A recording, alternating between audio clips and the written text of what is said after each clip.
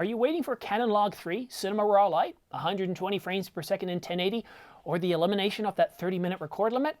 Canon's about to release a huge firmware update for the Canon EOS R5. This and more after the intro.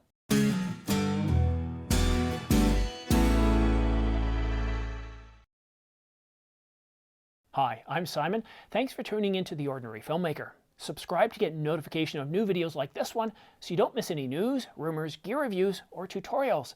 And to make things just a little bit more exciting, I'm giving away a brand new Canon EOS R5 full-frame mirrorless camera to one lucky viewer. Now, details are in the description down below, or you can watch this video here, but please look at the terms and conditions as there are some age and location restrictions. And now, for the news. I just started saying how we should be hearing about the Canon EOS R5 firmware update in the next couple of months, and I said that just a couple of days ago. Well, I've got good news. The Canon EOS R5 update is on schedule to be released sometime in February 2021. The same source also suggested that the new firmware is already out there in beta form in loaner cameras. Now, the source went on to say that there are more long-term plans to add features to both Canon EOS R5 and the Canon EOS R6 over the next 12 to 24 months. I know what you're thinking. What will the firmware update support? Will it include everything that you mentioned in the intro? Well, close. We're going to get Cinema Raw Light. We're going to get C-Log 3, 120 frames per second in 1080, and a bunch of bug fixes. But do you notice anything missing? No elimination of that 30-minute record limit, and no mention of whether we're going to get a firmware update for the R6 and what capabilities it will include. Now, do you remember what I said last year about Canon and getting updates like this 30-minute record limit? Well, we need to raise a little bit of hell. Going back to January the 10th, on Pro AV, the channel Pro AV, they were doing an interview with a Canon technical rep, Media, and what she said is yes, and it was right around the 57-minute mark. She said, yes, we're going to see the elimination, or that she's been told we'll see the elimination of that 30-minute record limit, but we haven't seen it. So the Canon actually talked about it. There's a chance. We need to put pressure on Canon. If you're talking to Canon, let them know. Where there's a feedback form on their website, send them feedback. Call them up. Register an issue. Say, why do we have this 30-minute record limit? Say, look, I want this pushed further. If all of us do this, if we keep putting pressure on, then eventually they're going to do this.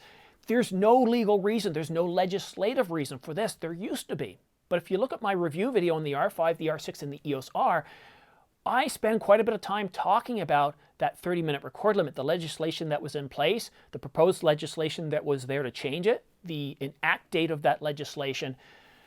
There's no need for it anymore, so keep up the pressure. Let's raise a little bit of hell, and hopefully that 30-minute record limit will be gone soon.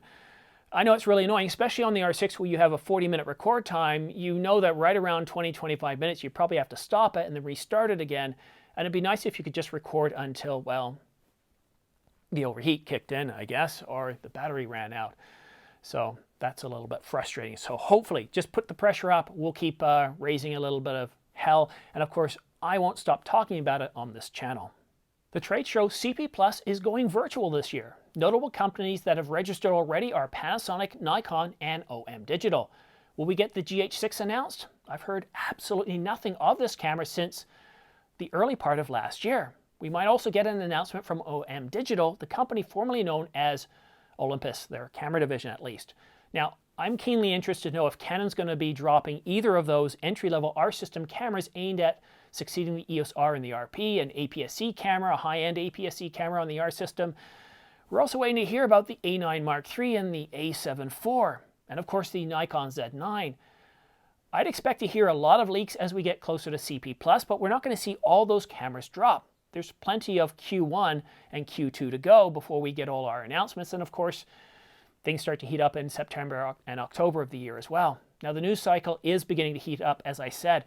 I suspect Canon will slowly leak info to dominate the news cycle like they did with the Canon EOS R5. And based on that news cycle, you're going to know what they consider to be the most important camera of the year. Now, speaking of Nikon, Hirotaka Igagami said that for the time being, we will concentrate on mirrorless cameras.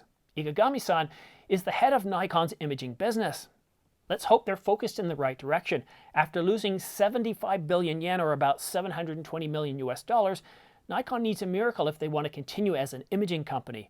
Quarter after quarter, they've been losing money, losing market share. It's just negative news. Their research and development department is losing funding. I really do hope that Nikon stays around, but something's got to change. A focus on mirrorless, it's probably the way to go. Even Canon, one of the last holdouts of DSLRs, has committed full force to mirrorless technology. But now, let's go a little bit behind the scenes. In this episode of Behind the Scenes, I want to talk to you about an application that I use called Prompt Smart Pro. For most of my videos, I have a teleprompter set up, and it consists of three parts. There's the hardware portion that consists of the TMP, or the Glide Gear TMP 100.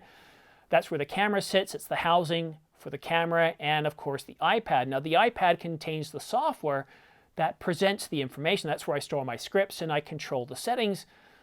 So I've got the TMP 100, the basic iPad, the 10-inch iPad. It's not the fastest. It doesn't need a ton of memory. Just the base model works. And of course, on my iPhone, I have Prompt Smart Pro. It's the remote app. So what I can do is, as I'm reading, if I forget something and I need to go back, all I have to do is come here, press up or down, and it readjusts. And so when I do a jump cut, I haven't moved a whole lot. It doesn't look really awkward. Before I had this, I'd have to get up, move it, come back and sit down, and you'd see the jump cuts would be kind of like this. It would really look unnatural. Plus, it would take time. I'd have to get seated. And if I made the mistake a lot of times, I could really increase the amount of time it took to shoot. Why am I bringing this up? I'm not trying to sell you on Prompt Smart Pro. I want to tell you about my experience and then a big issue that I had with the application just a couple of days ago. I've been using Prompt Smart Pro, the TMP 100, and the iPad as my teleprompter system for the better part of a year. And I got to tell you, I love it. Whether I'm just doing bullet points like I did today, because what I'm saying right now is completely unscripted, but I do have a BTS-Prompt Smart Pro that reminds me this is what I want to do in behind the scenes. It's amazing. When I do want to script everything out, it's perfect. One of the great things about this that other teleprompter apps don't do is it has voice activation.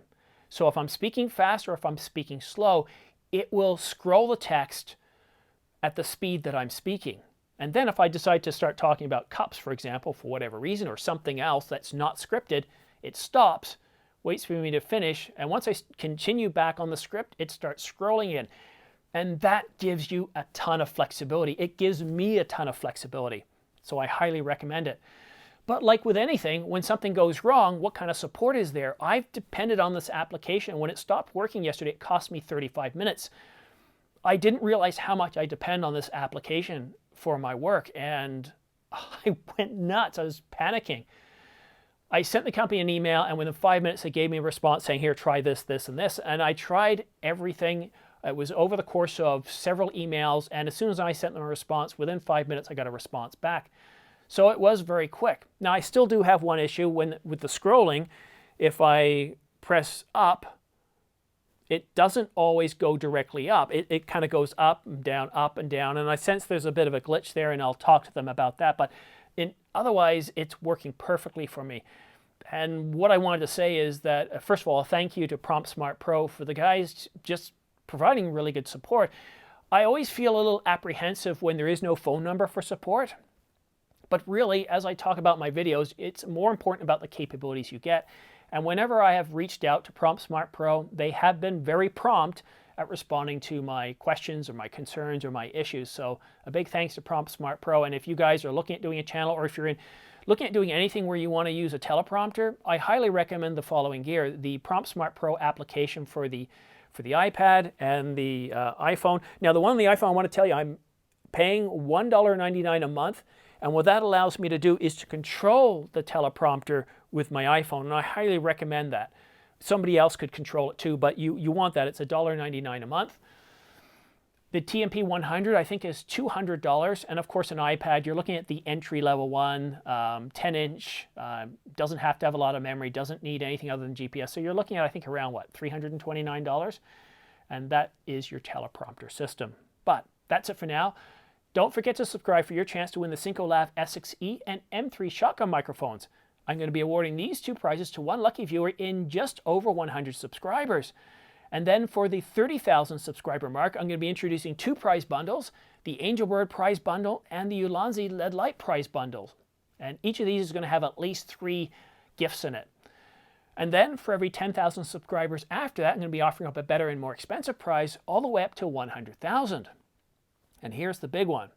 At 100,000 subscribers, I'm going to be offering up a brand new Canon EOS R5 full-frame mirrorless camera to one lucky viewer. And on that bombshell, the second bombshell of the evening, the first one being, of course, the R5, thank you so much once again for watching The Ordinary Filmmaker. This channel wouldn't be the same without you. We'll see you again soon.